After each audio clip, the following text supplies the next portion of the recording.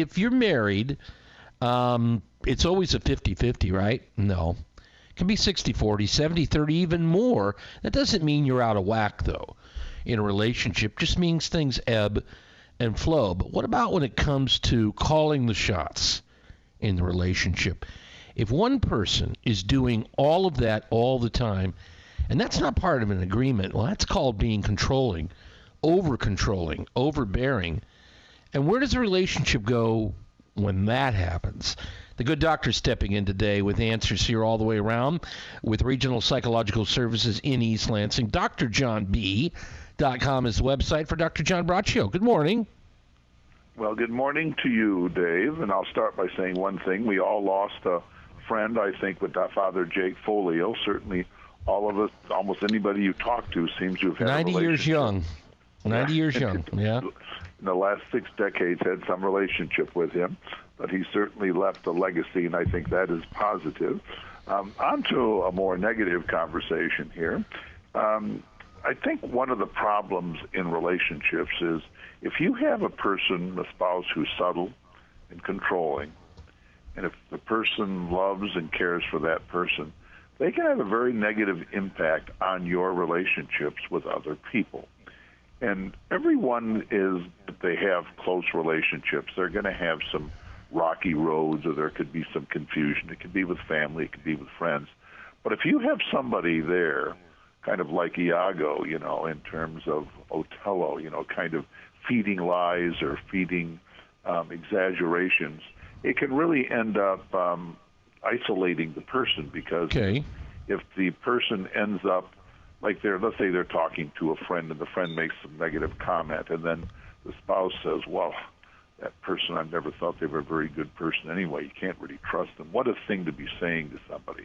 I'd really kind of question even being with a person like that. And if they do that over and over again, I have seen in the end where people don't have any friendships. They're actually end up being controlled by the spouse, who is supposedly doing this under the guise of helping and enhancing the life of the spouse, and the person is basically getting a very narrow, much narrower world each day. So it's actually potentially a very destructive thing to the person as they get isolated, and as the controlling person, who often is very subtle, like a fox, is able to do this, and the person doesn't even see it happening. And sometimes even if they do see it happening, they feel powerless to stop the damage. So it's potentially a very difficult situation, and one of those things that's more common than you might think. Of course, it happens in varying degrees depending on the relationship of the person. What about the person who says, can this be a form of controlling? You'll have my love if you X, Y, or Z. So it becomes kind of a manipulation type thing, if you see where I'm going with that, as opposed to my love for you is endless. It's unconditional. It's why I'm here. I want to be with you, the good, the bad, and the ugly. No, it becomes a very kind of a conditional thing. Is that a form of control too? Well, that would be a form of control, and it would be a little more obvious than the subtle type. This would be a person who would come out and say, look, our love is dependent on you making sure you have relationships with certain types of people, and I need to prove them.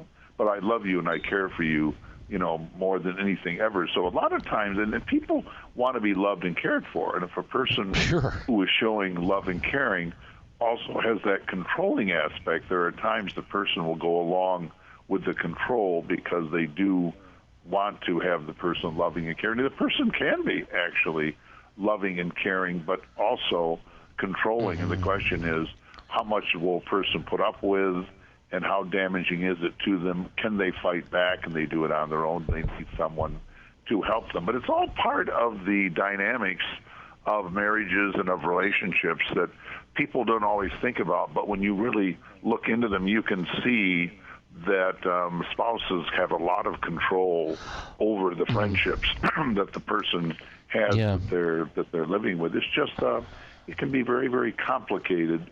But I've seen it be so destructive, Dave, so destructive that the people become really isolated and totally dependent on the spouse, which, of course, they're spouses that enjoy that level of control. You know why it's so it can be a fine line for some people, but really a one that a lot of us get up and cross close to is because for example, my wife. I mean, I value her counsel. It's in fact, in many days, it's imperative that it's there. She looks at things different than I do, and I want to know what she thinks. And the fact that in some relationships just going and wanting to hear that is a poisonous thing. That's a scary proposition when that goes through my mind right now, because I think I'm like a lot of people. I value the counsel of my better half, and I'm hoping that there's some reciprocation there. But I mean, I just know how I see it from my point of view, and I want to hear that counsel, and I never think for a moment that there can be a problem there. But when there is a problem, I could see that could exacerbate. Well, I think that's true, and I do think a lot of times the controlling person, if you will, is really trying to help the person make a good decision, but it's really their particular problem and outlook in life and their form of jealousy, their form of control, their form of feeling another person has undue influence over their spouse. Like a typical thing would be, let's say that the wife has a very close female friend. Okay, this would be when they talk for hours on the phone. Okay. And then the spouse feels that person gets all the attention and actually shares all the intimate thoughts, and then the spouse doesn't hear it and wonders if there's a little insecurity, little jealousy. Yeah. You spend too much talking to that person. I think that person is a negative force. They're intruding on our marriage. And by the way, there are times that is true. There is somebody doing that. However, that's certainly not always the case. And if you carry that forward, it's going to impact any close relationship that a person has, so they can try to have negative statements and negative type things. So it's like most things in life. There's the Aristotle's golden rule, the summum bonum. Where do you draw the line? But when a spouse starts wanting to control who the person's talking to, whether it's friends or family, and there's really no reason for them not having this relationship, it then does become a dark kind of a destructive kind of a thing, and it can lead to social isolation and kind of extreme control, often given under the guise of "I love you, I care for you." However, and yet that's at one end of the continuum, and it can be, as you say, it can be subtle. What leads up to it, and before it gets to the end game, so you've got to watch carefully and realize when it's happening, and realize just as clearly when it's not a bad thing that's going on, and be aware of that as well. It's just this one's more subtle, Doc. Well, I think the more subtle person is going to be less noticeable to other people. It's going to be we're all aware of the tyrant, the yelling, screaming, stamping, demanding kind of a person. But that's really not the one we're talking about here. We're talking more about the person who says, "I love you." That person is bad for you, and it may not be a bad person at all, but they manufacture issues, concerns, and they have an influence on the person. They use it in a negative way. So I really think there is a time that people have to sit back, analyze their relationship, who they're with, whether it's in a marriage or a partnership, and they have to determine, am I being stunted in terms of relationships with people, with family? And if I am running into these problems, am I seeing things in an overly negative way, and am I being pushed in a negative way to see the worst in people, or seeing bad in them just to the point that it would be negative for me to be around them because of the spouse or someone is convincing them? Now, there are people that can do this on their own, find negative in everyone and ruin their relationships, but I'm not really talking about that. This is more of the subtle, controlling spouse, and I think people listening to us now, they might say, well, I think there's a little of that going on, in my home, a certain level of control. It doesn't have to be going on, but it does go on, and if you are one of the people that is being really controlled, very hard to get out of the pattern, because you've made a lot of decisions out of love or perceived love.